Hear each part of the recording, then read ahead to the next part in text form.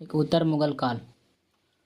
उत्तर मुगल काल 1707 से लेकर 1857। उत्तर मुगल काल 1707 से लेकर 1857। उत्तर मुगल काल के बादशाह एक निम्न है। एक बहादुर शाह प्रथम 1707 से लेकर 1712।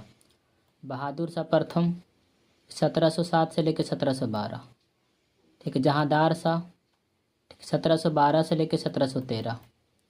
ठीक है। फर्रुखसियर 1713 से लेकर 1719। ठीक है। फर्रुखसियर आपको 1713 से लेकर 1719। रफ़ी उद दरजात फरवरी जून 1719। इसका निधन क्षय रोग से हो गया। रफ़ी उद दरजात फरवरी जून 1719। इसका निधन क्षय रोग से हो गया। रफ़ी उद दौला जून सितंबर 1719। इसका भी निधन क्षय रोग से हो गया। रफ़ी उद दौला जून से सितंबर 1719। इसका निधन क्षय रोग से हो गया। मोहम्मद शाह 1719 से लेकर 1748। ठीक है। मोहम्मद शाह 1719 से लेकर 1748। अहमद शाह 1748 से लेकर आपको 1754। अहमद शाह ठीक है 1748 से लेकर 1754। आलमगीर द्वितीय 1754 से लेकर 1758। आलमगीर द्वितीय ठीक है 1754 से 1758। एक शाहजहाँ तृतीय 1758 से लेकर 1759। ठीक। शाहजहाँ तृतीय 1758 से लेकर 1759। शाह आलम द्वितीय 1759 से लेकर 1806। ठीक है। शाह आलम द्वितीय मतलब 1759 से लेकर 1806। फिर अकबर द्वितीय 1806 से लेकर 1837। अकबर द्वितीय 1806 से 1837। बहादुर शाह द्वितीय 1837 से 1857। बहादुर शाह द्वितीय 1837 से 1857। ठीक है। फर्स्ट पॉइंट, औरंगजेब की मृत्यु के पश्चात उसके 3 पुत्र मुअज्जम, आजम और कामबख्श में उत्तराधिकारी के लिए युद्ध हुआ, जिसमें मुअज्जम की विजय रहा। औरंगजेब के 3 पुत्र थे। एक मुअज्जम था, आजम था और कामबख्श था। इन तीनों के बीच में उत्तराधिकारी का युद्ध हुआ कि जिसमें से मतलब विजय कौन रहा था, तो मुअज्जम विजय रहा। औरंगजेब के मृत्यु के समय मुअज्जम कहाँ का सूबेदार था, तो मुअज्जम काबुल का सूबेदार था। आजम जो था वो गुजरात का सूबेदार था और कामबख्श बीजापुर के सूबेदार ठीक है बीजापुर के सूबेदार था। औरंगजेब के मृत्यु के समय मुअज्जम काबुल के, आजम ये आपको गुजरात के और कामबख्श ये बीजापुर के सूबेदार था।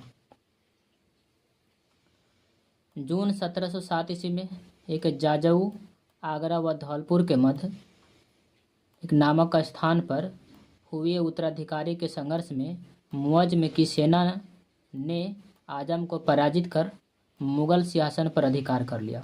तो जून 1707 ईस्वी में एक जाजऊ का युद्ध हुआ। ठीक है। एक तरफ से मुअज्जम था और एक तरफ से आजम था। मुअज्जम की सेना ने आजम को पराजित कर दिया। नेक्स्ट पॉइंट, मतलब 1707 ईस्वी में मुअज्जम उत्तराधिकारी के युद्ध में सफल होने के बाद बहादुर शाह प्रथम की उपाधि धारण कर ठीक है दिल्ली के गद्दी पर बैठा। ठीक है। 1707 ईस्वी में मुअज्जम उत्तराधिकारी के युद्ध में मतलब सफल होने के बाद बहादुर शाह प्रथम की उपाधि धारण कर दिल्ली की गद्दी पर बैठा। तो अब यहाँ से बहादुर शाह प्रथम पढ़ेंगे। बहादुर शाह प्रथम 1707 से लेकर 1712। बहादुर शाह प्रथम 1707 से लेकर 1712। मुअज्जम को ही बहादुर शाह प्रथम कहते हैं क्योंकि मुअज्जम ने ही अपना उपाधि धारण कर दिल्ली के गद्दी पर बैठा था। बहादुर शाह प्रथम को उसकी मतलब शासन प्रशासन में रुचि नहीं था, जिस कारण से ठीक है शाह-ए बेखबर के नाम से जाना जाता है। बहादुर शाह प्रथम को किस नाम से जाना जाता है? तो शाह-ए बेखबर के नाम से जाना जाता है। बहादुर शाह ने सिखों के 10वें गुरु गुरु गोविंद सिंह के साथ मेल मिलाप के संबंध स्थापित किए। बहादुर शाह जो प्रथम था, सिखों के 10वें गुरु मतलब गुरु गोविंद सिंह के साथ अच्छे से मेल मिलाप का संबंध स्थापित किए थे। और बहादुर शाह प्रथम के समय में ही ठीक है गुरु गोविंद सिंह की हत्या 1708 ईस्वी में नर्मदा नदी के तट पर गुल खां नामक पठान ने कर दिया। गुल खां नामक पठान ने कर दिया था। और 1708 ईस्वी में इनकी हत्या आपको नांदेड़ महाराष्ट्र में पड़ता है। इनकी हत्या जो है वो 1708 ईस्वी में महाराष्ट्र के नांदेड़ नामक स्थान पर गुल खां नामक पठान ने कर दिया। गुरु गोविंद सिंह के मृत्यु के पश्चात एक सिख नेता बंदा बहादुर के नेतृत्व में पंजाब में सिखों ने बगावत कर दी। पंजाब के सिखों ने बगावत कर दी। इससे तंग आकर बहादुर शाह ने सिखों के खिलाफ कड़ी कार्रवाई करने का फैसला लिया। मतलब सिखों के 10वें गुरु जो थे उनकी हत्या 1708 ईस्वी में हुआ। तो पंजाब के सिखों को लगा कि सिखों के 10वें गुरु की हत्या बहादुर शाह प्रथम ने कर दिया। ठीक है, इसके वजह से पंजाब के सिखों ने बहादुर शाह प्रथम के विरुद्ध एक बगावत कर दी थी। अतः बंदा बहादुर के विरुद्ध लड़ते हुए 1712 ईस्वी में बहादुर शाह प्रथम की मृत्यु हो गई। मतलब कि बंदा बहादुर के विरुद्ध बहादुर शाह प्रथम को लड़ते लड़ते बहादुर शाह प्रथम का निधन हो गया 1712 ईस्वी में। ठीक है, फिर 1712 ईस्वी में बहादुर शाह के मृत्यु के पश्चात उसके एक 4 पुत्र थे। एक जहांदार शाह, अजीम उस शान, रफ़ी उस शान और जमान शाह। ये चारों के बीच में उत्तराधिकारी के बीच युद्ध हुआ, जिसमें जहांदार शाह यानी सफल रहा था। तो बहादुर शाह प्रथम के कितने पुत्र थे? तो बहादुर शाह प्रथम के 4 पुत्र थे और चारों में उत्तराधिकारी के बीच युद्ध हुआ। उसमें से एक जहांदार शाह मतलब सफल रहा। और जहांदार शाह आपको 1712 से लेकर 1713 ईस्वी। अब बहादुर शाह प्रथम के बाद अब पढ़ेंगे जहांदार शाह। ठीक है, जहांदार शाह 1712 से लेकर 1713 ईस्वी। देखिए, जहांदार शाह को लंपट मूर्ख कहा जाता है। जहांदार शाह को लंपट मूर्ख कहा जाता है। और जहांदार शाह ईरानी दल के नेता जुल्फ़िकार खां के सहयोग से गद्दी प्राप्त किया था। जहांदार शाह ईरानी दल के नेता जुल्फ़िकार खां के सहयोग से गद्दी प्राप्त किया, जिस कारण जुल्फ़िकार खां को वजीर का पद दिया। जहांदार शाह ने जुल्फ़िकार खां के सहयोग से गद्दी प्राप्त किया था, जिस कारण जुल्फ़िकार खां को वजीर का पद दिया। नेक्स्ट पॉइंट है कि जहांदार शाह आमेर के राजा जयसी को मिर्ज़ा राजा सवाई जयसी की उपाधि दिया। आमेर का राजा जयसी को मिर्ज़ा राजा सवाई जय की उपाधि किसने दिया था? तो जहांदार शाह ने दिया था। ठीक है, जहांदार शाह के समय जजिया पर रोक लगा दिया गया। जहांदार शाह के समय जजिया पर रोक लगा दिया गया। ठीक है, नेक्स्ट पॉइंट एक जहांदार शाह ने कृषि के क्षेत्र में इजारेदारी प्रथा की शुरुआत किया था। जहांदार शाह के समय में कृषि के क्षेत्र में इजारेदारी प्रथा की शुरुआत किया। और 1713 ईस्वी में जहांदार शाह का भतीजा फर्रुखसियर ने 1713 ईस्वी में जहांदार शाह का भतीजा फर्रुखसियर ने हिंदुस्तानी अमीर सैयद बंधु के सहयोग से बादशाह को सिंहासन से अपदस्थ कर हत्या करवा दिया। मतलब 1713 ईस्वी में जहांदार शाह की हत्या किसने करवा दिया? तो जहांदार शाह का भतीजा था फर्रुखसियर। फर्रुखसियर ने सैयद बंधु की मदद से जहांदार शाह को गद्दी पर से हटा दिया और उसकी हत्या करवा दिया। तब जहांदार शाह के बाद पढ़ेंगे फर्रुखसियर। फर्रुखसियर 1713 से लेकर 1719। फर्रुखसियर 1713 से लेकर 1719। देखिए, फर्रुखसियर को घृणित कायर कहा जाता है। फर्रुखसियर को क्या कहा जाता है? घृणित कायर कहा जाता है। फर्रुखसियर को क्या कहा जाता है? घृणित कायर कहा जाता है। ठीक है। फर्रुखसियर के समय सैयद बंधु यानी अब्दुल्ला खां ये वजीर के पद पे था और हुसैन अली खां मीर बख्शी के पद पे था। मतलब फर्रुखसियर सैयद बंधु के मदद से तो गद्दी प्राप्त कर लिया, इसके बदले में अब्दुल्ला खां को वजीर का पद दिया और हुसैन अली खां को मीर बख्शी का पद दिया। सैयद बंधु मतलब दो भाई होता है, दो भाई, एक अब्दुल्ला खां और एक हुसैन अली खां। अब्दुल्ला खां को वजीर का पद दिया गया था और हुसैन अली खां को मीर बख्शी का पद दिया गया। 1717 ईस्वी में फर्रुखसियर ने एक फरमान के जरिए अंग्रेजों को व्यापारिक छूट प्रदान किया। ठीक है। फर्रुखसियर को जो है वो पीलिया रोग हो गया था, तो पीलिया रोग को ठीक कर दिया था एक अंग्रेज ने। इसके वजह से मात्र 3000 में पूरे भारत में छूट दे दिया था फर्रुखसियर ने 1717 में। इसे ही मैग्ना कार्टा कहा जाता है। फर्रुखसियर के समय में ही सिख नेता बंदा बहादुर की मृत्यु दंड दे दिया गया। तो बंदा बहादुर की हत्या 1716 ईस्वी में किया गया। बंदा बहादुर की हत्या 1716 ईस्वी में किया गया फर्रुखसियर के समय। ठीक है। नेक्स्ट पॉइंट, सैयद बंधु के बढ़ते हस्तक्षेप से भयभीत होकर फर्रुखसियर ने सैयद बंधु के बढ़ते हस्तक्षेप से भयभीत होकर फर्रुखसियर ने सैयद बंधु के खिलाफ षड्यंत्र रचने लगा, लेकिन समय से पूर्व ही षड्यंत्र की जानकारी सैयद बंधु को लग गया। तब सैयद बंधु ने मराठा पेशवा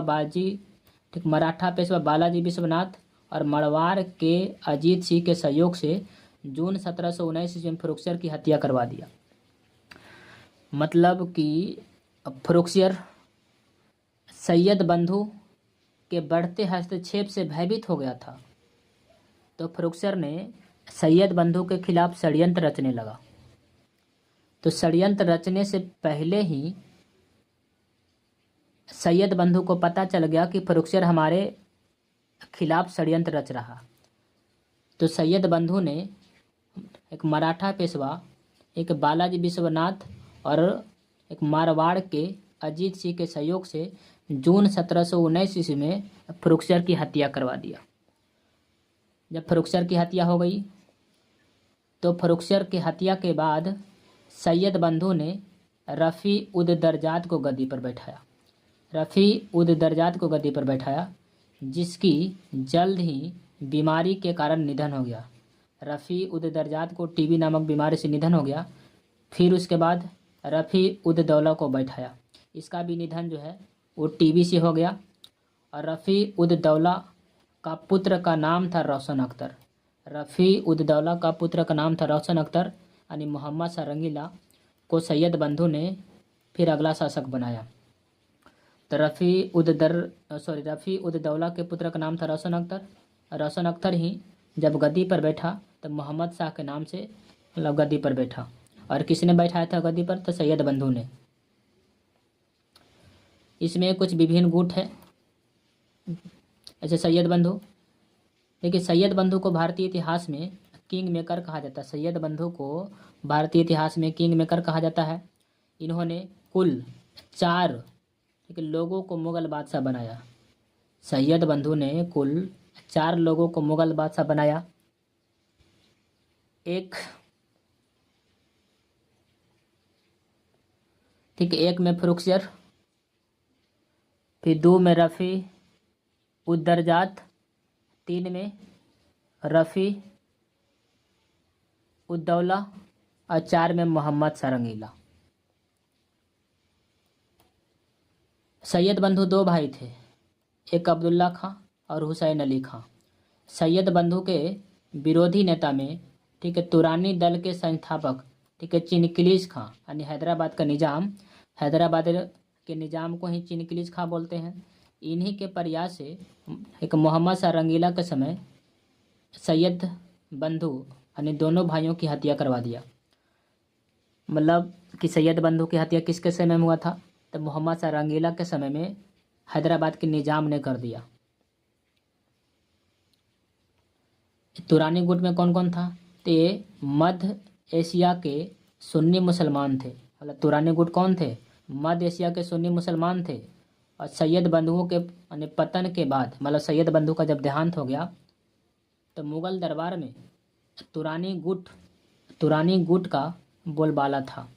इस गुट में एक निजाम उल मुल्क यानी चिनकिलीज खां, फिर आपको अमीन खां और जकारिया खां प्रमुख थे।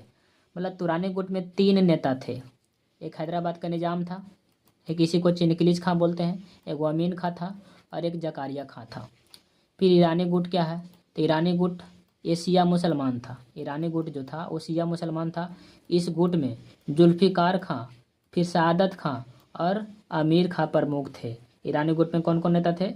जुल्फ़िकार खां, ठीक है, सआदत खां और अमीर खां प्रमुख थे। फिर अफ़गानी गुट है। अफ़गानी गुट में मोहम्मद खां और मोहम्मद बंकस ये दोनों प्रमुख हैं। आपसे पूछेगा कि अफ़गानी गुट के नेता कौन कौन हैं? तो मोहम्मद खां और मोहम्मद बंकस। अब मोहम्मद शाह रंगीला पढ़ेंगे। मोहम्मद शाह रंगीला का समय जो है वो 1719 से लेकर 1748, ठीक है। मोहम्मद शाह रंगीला का समय आपको 1719 से लेकर 1748 ईस्वी तक है। एक मोहम्मद शाह को अधिक समय हरम में बिताने तथा उसके असंयत और विलासी आचरण के कारण इसे रंगीला कहा जाता था।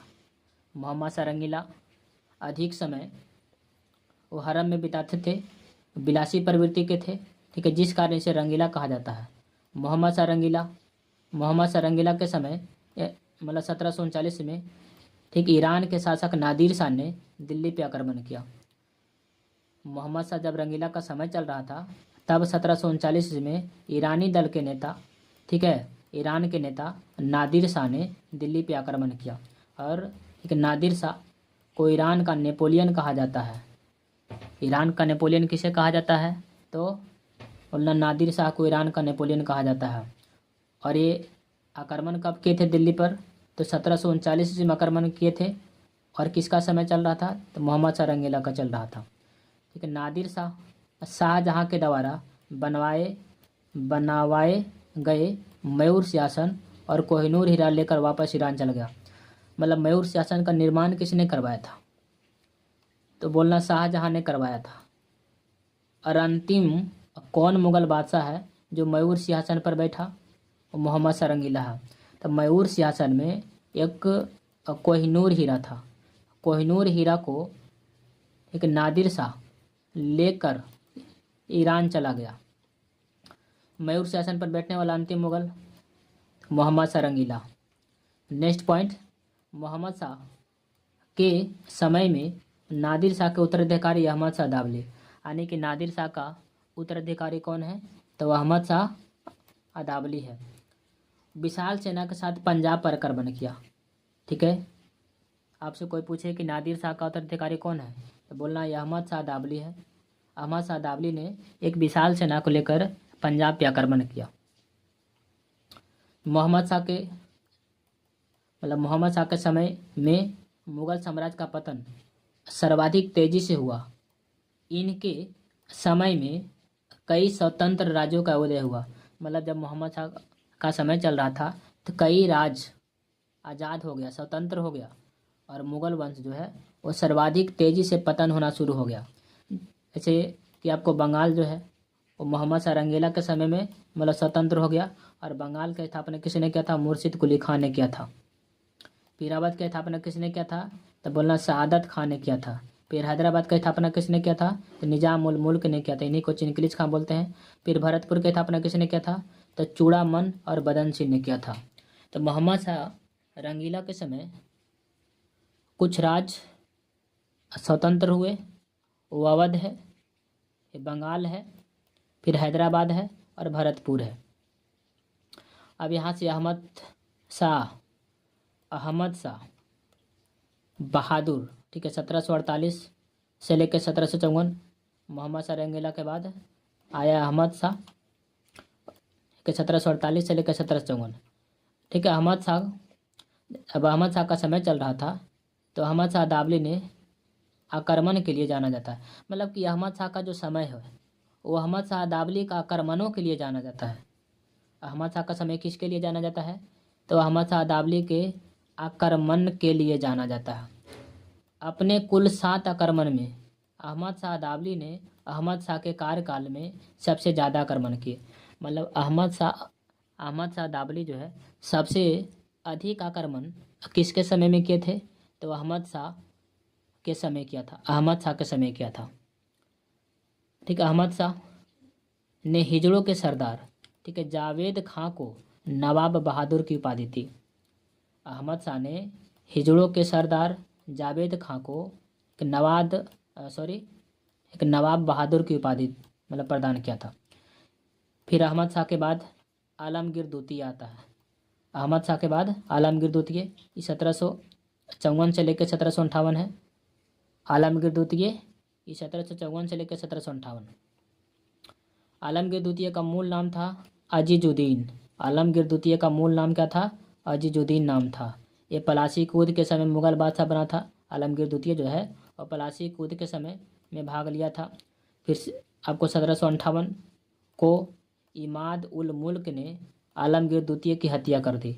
आलमगीर द्वितीय की हत्या किसने कर दिया था? इमाद उल मुल्क ने कर दिया था। तथा बहादुर शाह प्रथम के पुत्र, बहादुर शाह प्रथम के पोता का नाम था शाहजहां तृतीय। फिर शाहजहां तृतीय के सिंहासन पर बैठे। आलमगीर द्वितीय की हत्या इमाद उल मुल्क ने कर दिया और इसकी हत्या करवाकर बहादुर शाह प्रथम के पौत्र यानी कि पोता शाहजहां तृतीय को, ठीक है, सिंहासन पर बैठाया। अब यहाँ से शाह आलम एक द्वितीय पढ़ेंगे तो शाह आलम द्वितीय 1759 से लेकर 1806, 1759 से लेकर 1806। आलमगीर द्वितीय के पुत्र अली गौहर, आलमगीर द्वितीय के पुत्र, आलमगीर द्वितीय का पुत्र अली गौहर, अली गौहर ने बिहार में शाह आलम द्वितीय के नाम से सवै को मुगल बादशाह घोषित किया। मतलब आलमगीर के पुत्र का नाम था अली गौहर, अली गौहर ने बिहार में शाह आलम द्वितीय के नाम से सवै को मुगल बादशाह घोषित किया। और शाह आलम द्वितीय ने 1764 ईस्वी में हुए ऐतिहासिक महत्व के बक्सर युद्ध में मीर कासिम तथा अवध के नवाब शुजाउद्दौला के साथ मिलकर ब्रिटिश ईस्ट इंडिया कंपनी के विरुद्ध लड़ाई किया था। तो मतलब बक्सर का युद्ध कब हुआ था? 22 अक्टूबर 1764 ईस्वी को। उसमें जो है मतलब शाह आलम द्वितीय भी शामिल था। तो बक्सर के युद्ध में अंग्रेजों की जीत हुई और संयुक्त सेना की हार हुई। तो शाह आलम द्वितीय ने, ठीक है, 1764 ईस्वी में हुई ऐतिहासिक महत्व के बक्सर युद्ध में मीर कासिम तथा अवध के नवाब शुजाउद्दौला के साथ मिलकर ब्रिटिश ईस्ट इंडिया कंपनी का स्थापना किया, ब्रिटिश ईस्ट इंडिया कंपनी के विरुद्ध अनेक युद्ध किया, ठीक है, लड़ाई लड़ी। बक्सर के युद्ध में हार जाने के बाद कई वर्षों तक, ठीक है, शाह आलम द्वितीय अंग्रेजों को पेंशन भोगी बन गया। मतलब कि बक्सर के युद्ध में जब हार गया तो शाह आलम द्वितीय अंग्रेजों का पेंशन भोगी बन गया। इसे प्रति वर्ष 26 लाख रुपया पेंशन मिलता था। फिर 1772 ईस्वी में एक मराठा सरदार महादजी सिंधिया ने पेंशन भोगी शाह आलम द्वितीय को एक बार फिर से राजधानी दिल्ली की गद्दी मुगल शासन पर बैठाया। 1772 ईस्वी में मराठा सरदार एक महादजी सिंधिया ने पेंशन भोगी शाह आलम द्वितीय को एक बार फिर से राजधानी दिल्ली के मुगल शासन पर बैठाया। शाह आलम द्वितीय के समय ही अंग्रेजों ने 1803 ईस्वी में दिल्ली पर आक्रमण किया और कब्जा कर लिया। शाह आलम द्वितीय के समय में ही अंग्रेजों ने 1803 ईस्वी में दिल्ली पर आक्रमण किया और कब्जा कर लिया। गुलाम कादिर खां ने 1806 ईस्वी में शाह आलम द्वितीय की हत्या कर दी। शाह आलम द्वितीय की हत्या किसने कर दिया था? गुलाम कादिर खान ने 1806 ईस्वी में कर दिया, 1806 ईस्वी में कर दिया था। शाह आलम द्वितीय की मृत्यु के बाद उसका पुत्र अकबर द्वितीय, शाह आलम द्वितीय की मृत्यु के बाद उसका पुत्र अकबर द्वितीय दिल्ली के गद्दी पर बैठा। एक शाह आलम द्वितीय के समय जनवरी 1761 ईस्वी में अहमद शाह दाबली और मराठों के बीच पानीपत का तृतीय युद्ध हुआ था। शाह आलम द्वितीय के शासनकाल में जनवरी 1761 ईस्वी में अहमद शाह दाबली और मराठों के बीच पानीपत का तृतीय युद्ध हुआ। अब यहाँ से अकबर द्वितीय पढ़ेंगे। अकबर द्वितीय 1806 से 1837, अकबर द्वितीय 1806 से 1837। अकबर द्वितीय अंग्रेजों के संरक्षण से बनने वाला प्रथम मुगल बादशाह था, मतलब कि अंग्रेजों द्वारा बनाया गया था। ठीक है, अकबर द्वितीय जो है अंग्रेजों द्वारा बनने वाला प्रथम मुगल बादशाह अकबर द्वितीय था। यह अकबर द्वितीय ने ही राम मोहन राय को राजा को उपाधि दिया था, राम मोहन राय को राजा को उपाधि दिया। फिर उसके बाद बहादुर शाह द्वितीय 1837 से 1857, बहादुर शाह द्वितीय 1837 से 1857। बहादुर शाह द्वितीय इनको जफर के नाम से जाना जाता है, बहादुर शाह द्वितीय को जफर के नाम से जाना जाता है। ये जफर के उपनाम से एक शायरी लिखा करता था, इसीलिए इसे बहादुर शाह जफर के नाम से भी जाना जाता है। 1857 के संग्राम में विद्रोहियों के साथ देने का कारण इसे रंगून जेल में बंद कर दिया, जहां इसकी मृत्यु हो गई और वहीं बहादुर शाह द्वितीय को दफना दिया गया। 1857 के विद्रोह में जब भाग लिया तो इसे पकड़कर जो है रंगून भेज दिया और रंगून में ही इसका देहांत हो गया। यह एक मुगल साम्राज्य का अंतिम शासक था और इसकी मृत्यु के पश्चात मुगल साम्राज्य का भारत में अंत हो गया। तो मुगल साम्राज्य का अंत जो है 1857 के विद्रोह के तहत ही समाप्त हो गया था 1858 ईस्वी में।